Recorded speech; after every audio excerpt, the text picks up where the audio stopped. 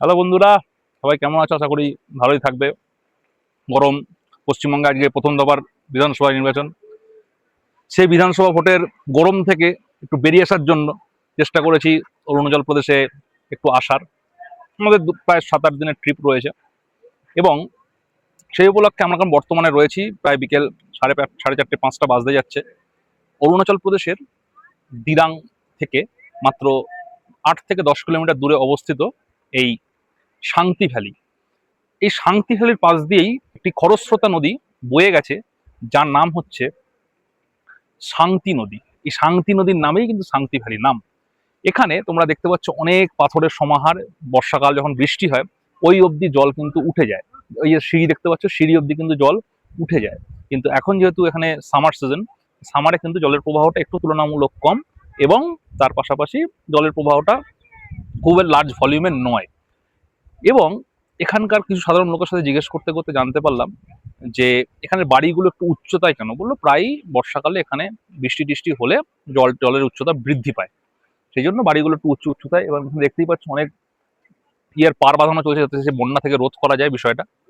আর ওদিকে এর পাশাপাশি কিছু কনস্ট্রাকশন হচ্ছে, পরবর্তীকালে এগুলোই হয়তো হোমস্টে হিসাবে পরিচালিত হতে পারে। দেখছো লোকজন কাজ করছে ওখানে। আর এখানকার একটা বৈশিষ্ট্য হচ্ছে এই নদীর জল খুবই মিষ্টি এবং ঠান্ডা, প্রচন্ড ঠান্ডা জল। এবং এর পার্শ্ববর্তী অঞ্চলে দেখা যাচ্ছে যে বিভিন্ন ধরনের ফসল চাষ হচ্ছে, যেমন ধরো ধান, তারপরে তোমার কড়াইশুটি, টমেটো। এবং এখানে একটা বৈশিষ্ট্য দেখলাম, কয়েকটা কমলা লেবুর গাছ দেখতে পেয়েছি, একদম ছোট ছোট অবশ্য। আমি তাদেরকে জিজ্ঞাসা করলাম লোকাল লোককে যে আপনার কমলা লেবু বেচেন, বলছে না আমরা কমলা লেবু বেচি না, আমরা ওটা বাইরে পাঠিয়ে দিই, এখানে লোকাল লোক যারা টুরিস্ট থাকে টুরিস্টদের বেচি না। যাই হোক, এ প্রসঙ্গে খুবই ভালো লাগলো দেখে। জায়গাটা খুবই মনোরম সুন্দর। পিছনটা দেখতে পাচ্ছ খুব বিরাট একটা ভ্যালি রয়েছে, প্রচুর টুরিস্ট এখানে ঘুরতে এসছে, সময় কাটাচ্ছে। আর এই জায়গাটা তোমরা আসতে পারো, এটা আসামের গুয়াহাটি থেকে বাই রোড আসলে প্রায় নিয়ার অ্যাবাউট 260 কিলোমিটার্স, এবং যথেষ্ট পাহাড়ে উঁচু নিচু পথ ধরে আসতে হবে এবং খুবই সুন্দর জায়গা। এর সৌন্দর্য বলে বোঝাতে পারবো না। এবং বর্তমানে আমি যেখানে বসে আছি একদম শান্তি নদীর পাশেই, এর টেম্পারেচার কিন্তু বিরাট কিছু নয়, কিন্তু খুব বেশি না, ওই 20 থেকে 22 ডিগ্রি সেলসিয়াস।